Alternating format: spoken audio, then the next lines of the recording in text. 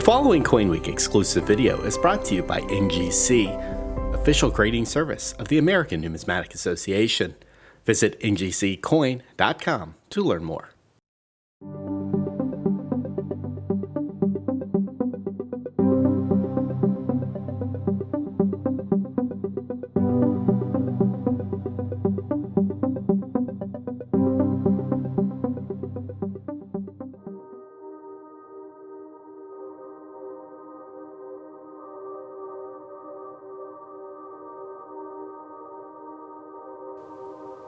You are looking at two hubs for, as far as we know, unproduced Morgan dollars dated 1964. Shrouded in mystery and unknown to those outside of the mint for more than 5 decades, these hubs for Morgan dollars dated 1964 illustrate just how close we came to seeing the return of this classic design from the closing years of the Old West.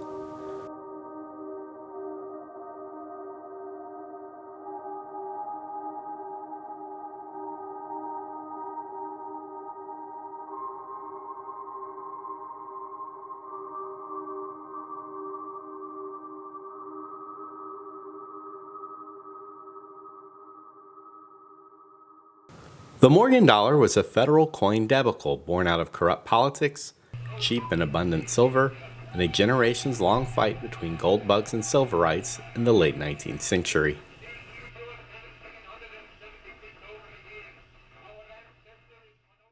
For a quarter century, the mints at Philadelphia, New Orleans, Carson City, and San Francisco churned out these coins by the millions, not because of any particular demand for the coin, but because Congress and the legislation authorizing their production made it necessary to churn out millions of these coins month after month. As a result, hundreds of millions of Morgan dollars were struck and subsequently stored in Treasury vaults, post office basements, banks, and whatever other space the government could reasonably secure for the purpose of housing unwanted coins. While production levels had their ups and downs over the years, it would take until 1904 before the mint was finally told to cease production of the coin. The Treasury vaults got a reprieve in 1918 when Silver State Senator Key Pittman's bill authorized the conversion of more than 270 million coins to bullion. Almost 260 million of these were sold to Great Britain. 3 years later, production of the dollar coin resumed. 86,730,000 additional Morgan dollars were struck before the design was abandoned and replaced by the peace dollar. At no time did the Morgan dollar or peace dollar circulate in sufficient numbers to justify the large production runs that Congress authorized. The dollar coin boondoggle finally came to an end in 1935 after the mint struck all of the dollar coins required by law. The lion's share of these dollar coins stayed in storage, with small numbers trickling out as demand warranted. Although the coins did circulate in isolated parts of the country, most were generally exchanged as gifts or souvenirs. By the late 1950s and early 60s, they could still be bought in bulk at face value. This would change rapidly as international and domestic demand for industrial silver increased and put pressure on the price of the metal. Speculators quickly seized on the millions of ounces of silver held in government vaults, and by 1963, the stockpile was mostly depleted, save for a few million coins struck at the long-defunct Carson City Mint.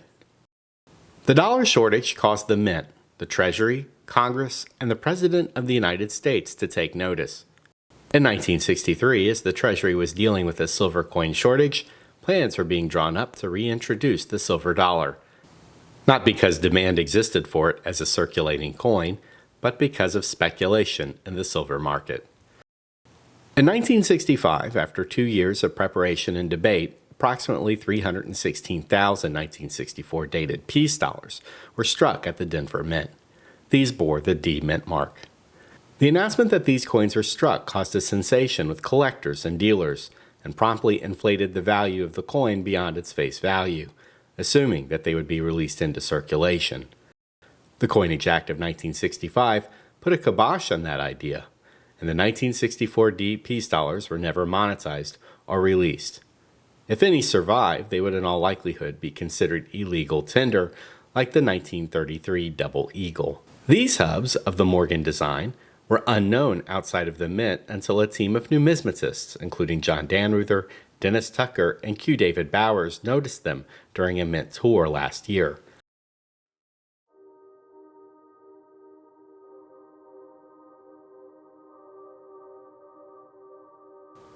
Taking a closer look, we can see that the two hubs were prepared in December 1963, less than a month after the assassination of President John F. Kennedy.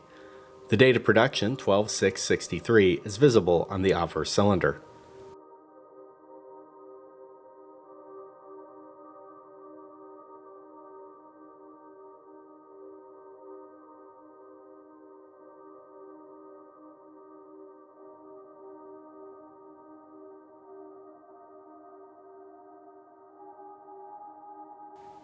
The reverse cylinder reads Carp 2, a type of die steel, and Red 64 for Reduction 64.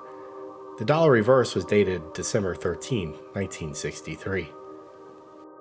In a CoinWeek original article written by Morgan dollar research pioneer Leroy Van Allen writes that these hubs were excellent and accurate copies of pre-World War I Morgan dollars, using the 3-3 type obverse used from 1879 to 1904, with only slight differences, and the C4 type of 1900 and 1904 for the reverse with slight modifications.